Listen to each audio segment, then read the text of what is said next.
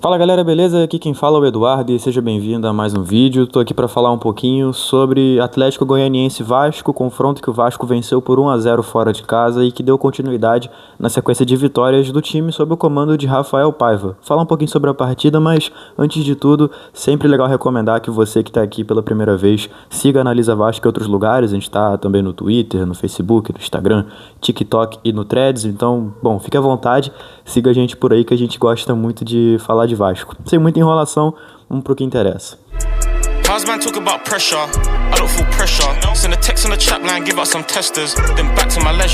Bom, queria primeiro mostrar essa camisa muito maneira do Vasco aqui que eu tô usando.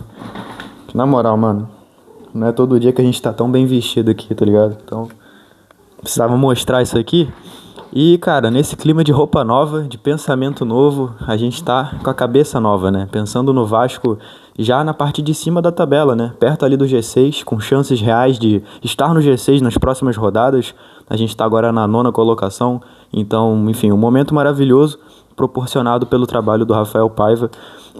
O Vasco mudou completamente a sua postura do que vinha fazendo no começo do campeonato. Consegue hoje competir, consegue fazer bons jogos e foi mais uma prova disso contra o Atlético Goianiense.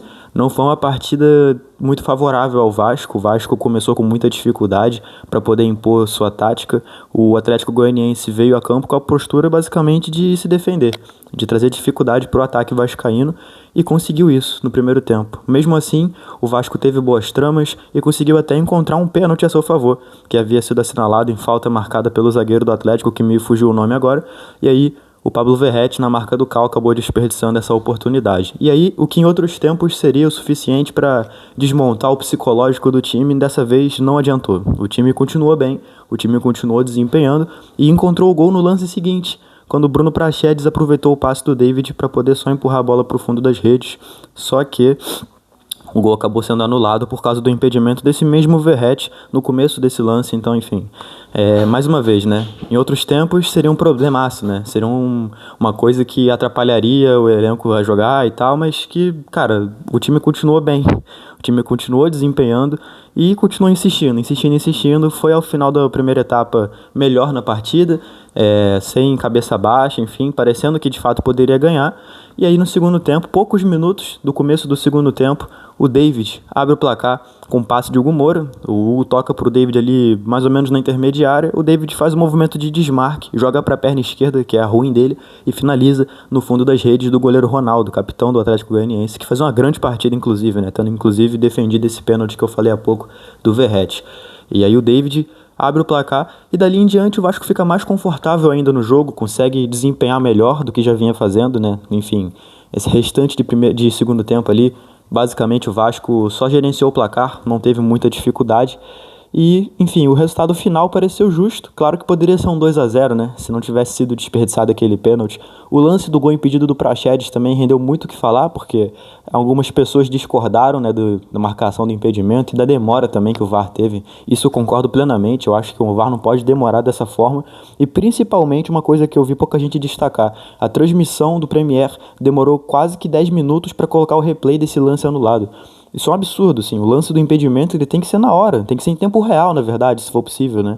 Enfim, mas paciência, foi realmente bem anulado, né? Você revendo o lance depois, você vê que o Verratti realmente está um pouco à frente e até aí tudo bem, mas fica essa crítica aí ao serviço ao telespectador, porque não pode demorar tanto assim.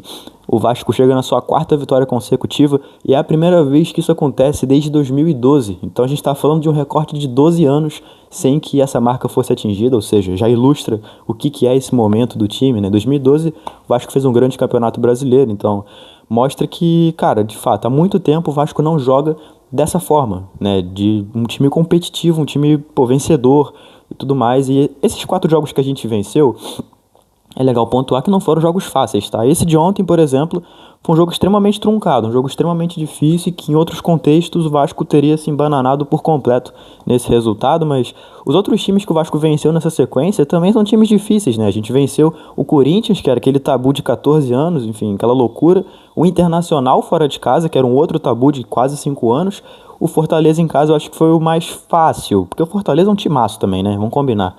Mas, enfim, sendo em casa e tal, enfim, dá pra relevar um pouquinho. Bom, de recado dessa partida, dessas 4, acho que é legal falar.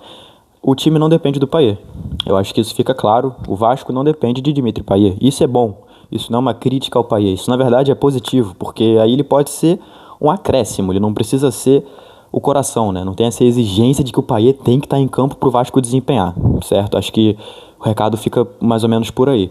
E mesma coisa vale para Coutinho e para João Vitor, né? O Coutinho que já foi anunciado, que ainda não estreou, mas já tá no bid, e o João Vitor que tá lesionado, né? Tá fora de ação, zagueiro titular nosso, para mim o melhor zagueiro que a gente tem, né? Então o Vasco mostra-se pouco dependente das peças, mostra um modelo de jogo sendo bem executado e o time consegue competir mesmo quando não tem, de repente, ali a referência técnica do posição ali atuando. Eu acho que o trabalho do Rafael Paiva merece ser exaltado muito por esse aspecto, de você não depender de peças, você consegue desempenhar sem precisar recorrer para sua peça de confiança, vamos colocar assim. Lógico que é muito bom você contar com um jogador como o Payet, como o Coutinho, Alex Teixeira e Souza que foram anunciados, até o próprio Emerson Rodrigues, um reforço interessante e tal, mas você não depender deles eu acho que é muito melhor. Você pode fazer com que eles entrem em campo sem essa pressão toda para desempenhar e claro, se acontecer deles não fazerem um jogo tão bom assim, não vai cair aquela bomba nas costas deles, né? Vão poder ter tranquilidade para recuperar de repente a boa forma e voltar a desempenhar pelo Vasco.